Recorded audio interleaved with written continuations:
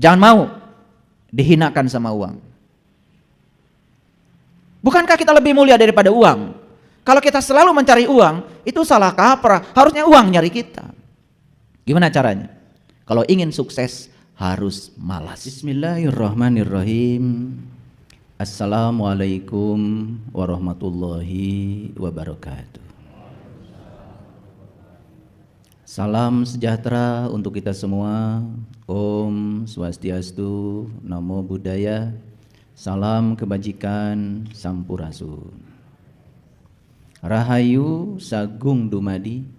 Semoga seluruh makhluk hidup di semesta ini, baik yang kelihatan maupun yang tidak kelihatan, di setiap ruang dan waktu, di semua tingkatan, senantiasa hidup berbahagia. Semoga kita semua yang masih diberi warisan kehidupan ini, pinjaman kehidupan ini, selalu menjadi sumber cinta, sumber welas asih, sumber sukacita, sumber kedamaian, sumber ketentraman, sumber keamanan, sumber kenyamanan bagi semua makhluk dimanapun mereka berada.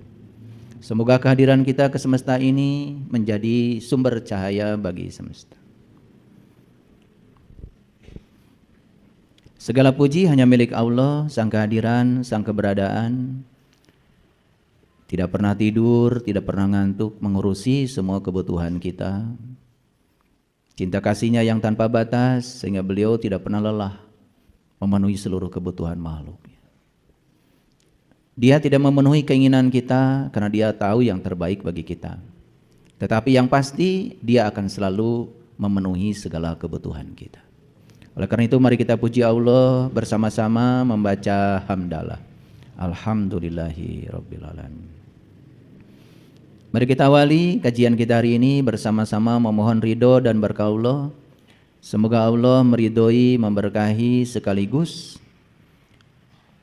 mengizinkan kita untuk mengetahui sedikit rahasia tentang dirinya, dan kita pun menjadi orang-orang yang amanah untuk selalu menyimpan rahasianya dalam diri. Mari kita sapa asma Allah dengan kelembutan dan cinta seraya membaca basmalah. Bismillahirrahmanirrahim.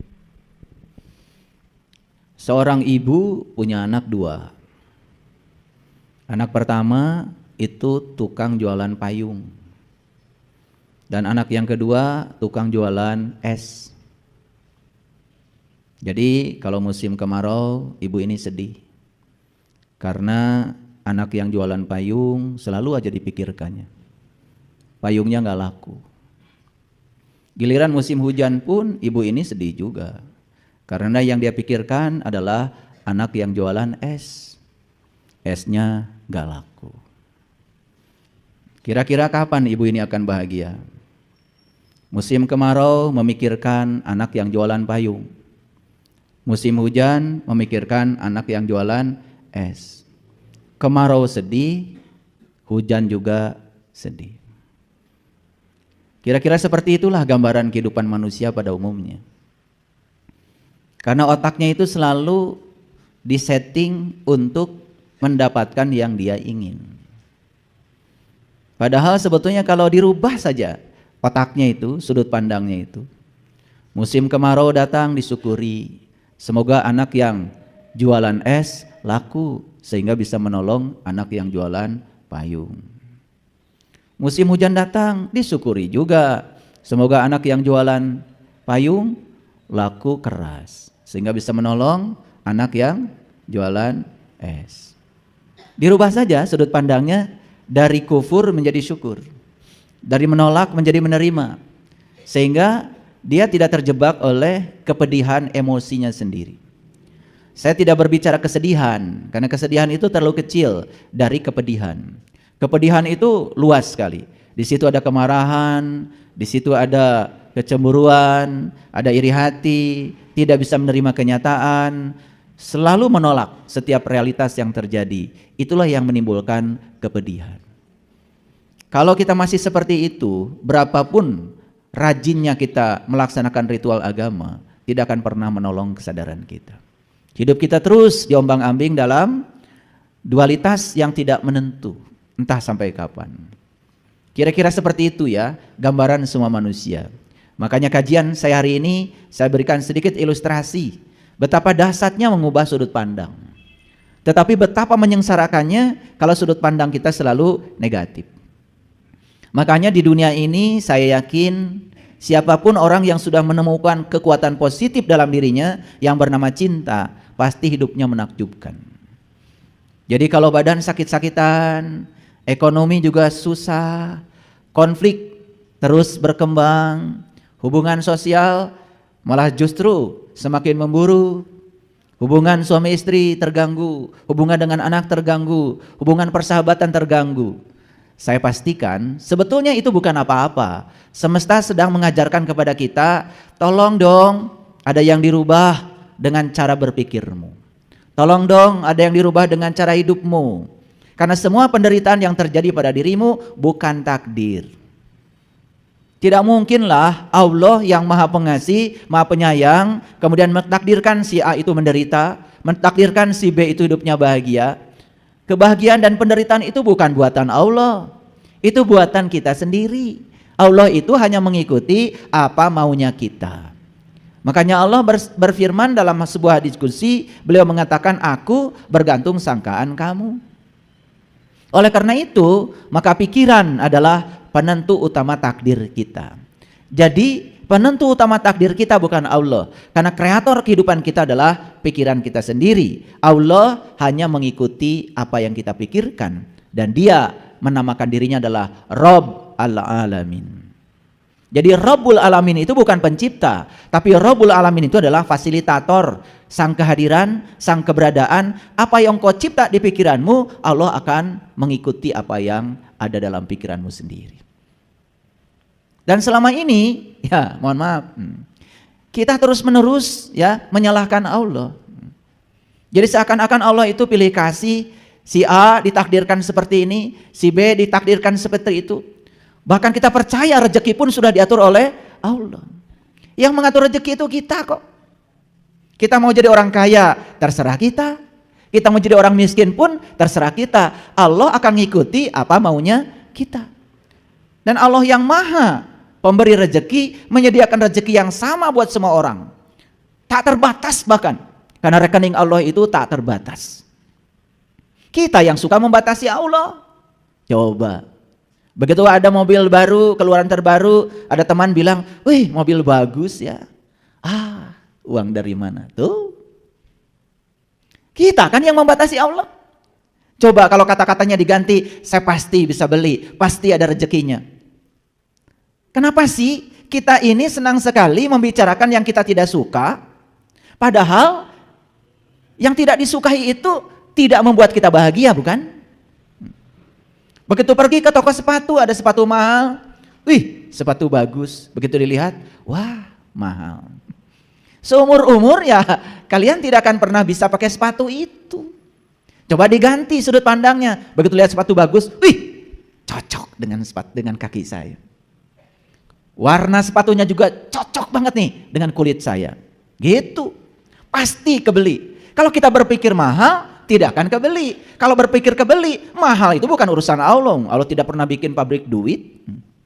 Yang bikin pabrik uang itu kan manusia, namanya peruri. Betul apa tidak? Nah, yang ringan-ringan dulu seperti biasa. Kajian saya sudah langsung melesat ke atas. Karena hari ini saya akan ngasih ilmu yang luar biasa. Tetapi ilmu ini harus diamalkan ya. Harus dilakukan.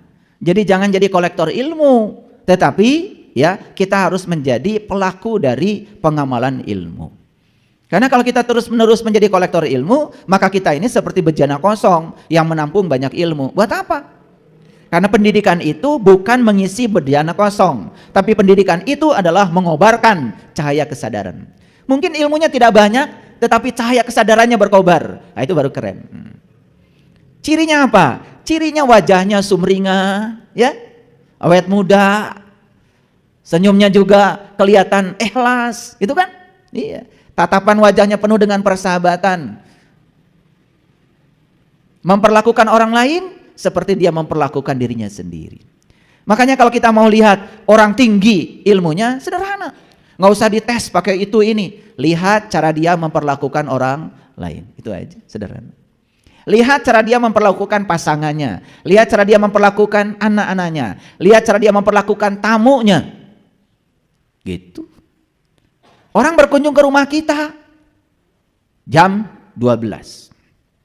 Diajak ngobrol aja sampai sore. Dipamerkan semua ilmu. Padahal perutnya sudah kurubu.